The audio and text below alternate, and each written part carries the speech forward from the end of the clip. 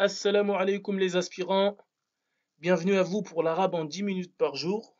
J'espère que ça va pour vous, que vous vous imprégnez bien de la langue arabe et restez persévérants et déterminés, car c'est à force de persévérance qu'on bâtit. Comme m'a dit un ami un jour une fois, pratique toujours un peu chaque jour. Et c'est ça l'idée de l'arabe en 10 minutes par jour. Donc alhamdulillah, on va prendre le cahier, le livre. Bismillahirrahmanirrahim. Et ce qu'on va faire, c'est étudier, on va dire plutôt analyser les premières phrases à la lumière de ce qu'on a appris déjà jusque-là. Donc si on se rappelle bien, si vous vous rappelez, on a parlé du fait qu'en langue arabe, il y a deux types de phrases.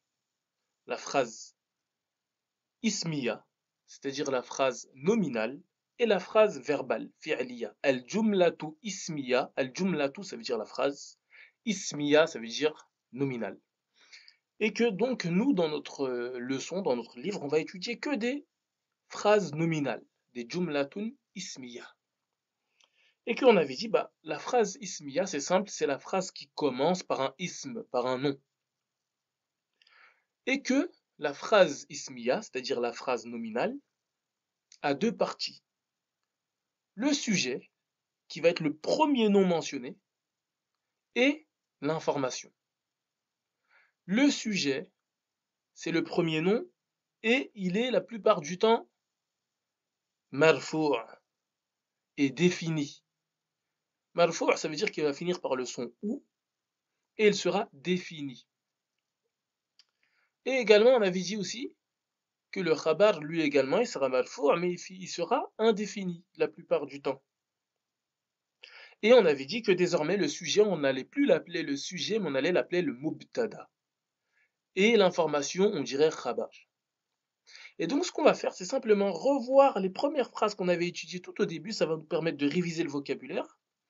Et on va analyser ces phrases et donc dire s'il y a un mubtada et un khabar. Par exemple, si on revient à la première phrase qu'on avait lue qui était hadha baytun. Est-ce une phrase nominale? Bah bien sûr, puisqu'on a dit que dans le livre, il n'y aura que des phrases nominales. Donc comprenez que hadha baytun, ceci est une maison, c'est une phrase nominale. Donc si c'est une phrase nominale, il va falloir qu'on trouve le mubtada. Le premier ism, hadha, est-ce que c'est un mubtada? Oui, c'est le premier ism. Et est-ce qu'il est défini? On pourrait se poser la question, mais est-ce qu'il est défini? Bah pour savoir s'il est défini, tout simplement, c'est un pronom démonstratif, comme on dit en français, ceci. Et ceci, ça indique forcément quelque chose de bien particulier. Si on dit ceci, c'est-à-dire le pronom, ça va indiquer quelque chose de bien particulier. Et d'ailleurs, je vais vous donner une règle entre vous et moi, c'est que le pronom sera toujours, l'ensemble des pronoms seront toujours définis parce qu'ils indiquent des choses bien précises. Mais ça, on le verra plus tard. Alors, hadha, c'est bien un isme qui est défini. Et baytun, c'est bien un isme qui est indéfini. Donc, hadha, c'est le mubtada, c'est le premier isme, il est indéfini, il est défini. Et baytun, il est indéfini. Donc, hadha baytun, ça signifie ceci est la maison. Et si on fait l'analyse, on va dire que hadha, c'est le mubtada, et que baytun, c'est le khabar. Et désormais, donc, dans l'ensemble des phrases, on va faire la même chose, on va désigner juste qu'est-ce que le mubtada, où est le mubtada et où est le khabar. Hadha masjidun. Si on analyse hadha, on dit juste mubtada. Masjidun, khabar. Dans cet exemple, hadha babun, hadha mubtada, babun khabar. On se rappelle, mubtada, ça veut dire le sujet, et khabar, c'est l'information. Hadha kitabun, hadha, c'est le mubtada, kitabun, c'est le khabar. On se rappelle, kitabun, ça veut dire un livre. Donc, ceci est un livre. هذا مبتدا قلم خبر قلم ça veut dire stylo هذا مفتاح si on analyse on va dire que هذا c'est le mubtada et مفتاح c'est le khabar. J'espère que vous répétez bien avec moi parce que à force de répétition c'est comme ça qu'on mémorise et je le répète. هذا مكتب, ceci est un bureau. Si on analyse on va dire que هذا c'est le mubtada, maktabun, c'est le khabar. هذا سرير, ceci est un lit. هذا, c'est le mubtada. سرير, c'est le khabar. هذا كرسي, هذا, ceci est une chaise. هذا, c'est le mubtada. كرسي, c'est le khabar. Donc je pense que vous avez compris.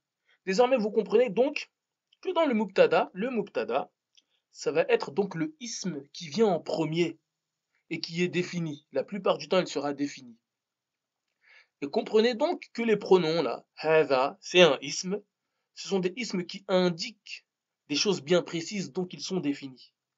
Et donc là, maintenant on peut dire donc qu'on sait que hadha, c'est un mubtada. Désormais, on va faire le même exercice d'analyse, mais pour dhalika.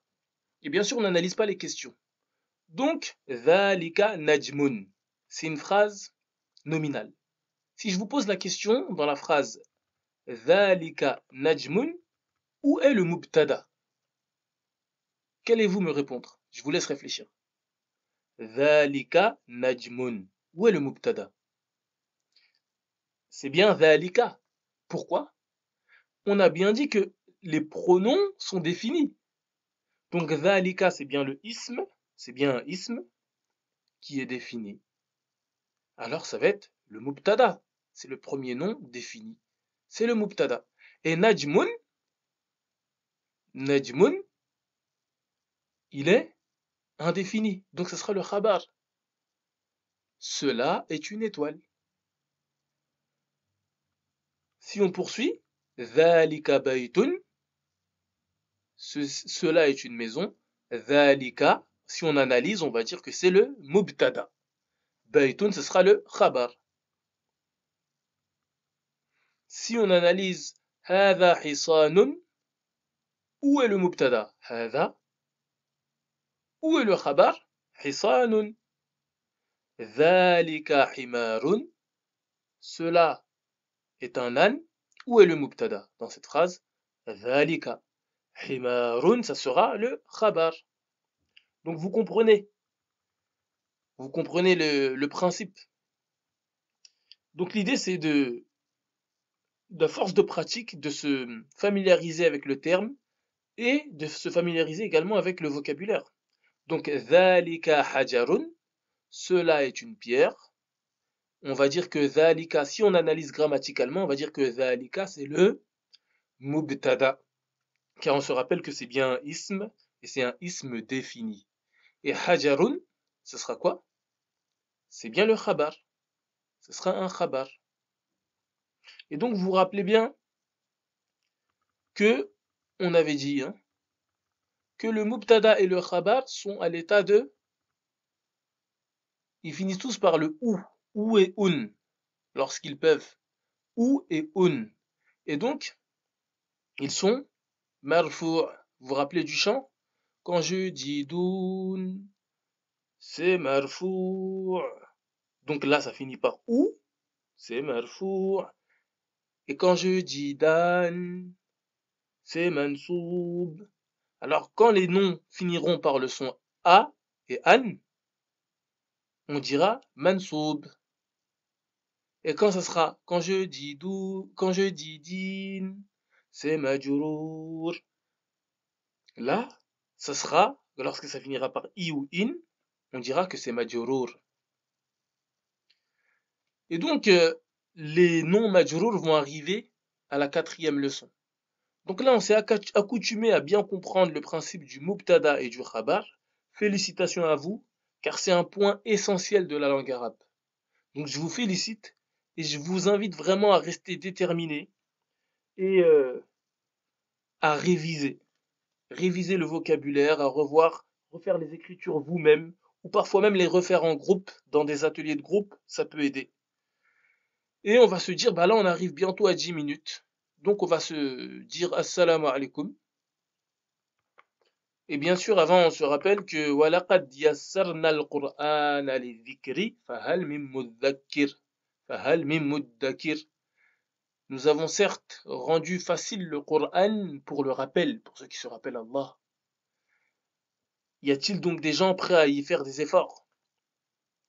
Donc vraiment, le Coran et la langue arabe, tout ce qui est en lien avec le Coran nous est facilité si on le fait pour se rappeler Allah. Donc je vous invite à rester déterminé et on se dit Assalamu alaikum pour l'arabe en 10 minutes par jour, ou presque.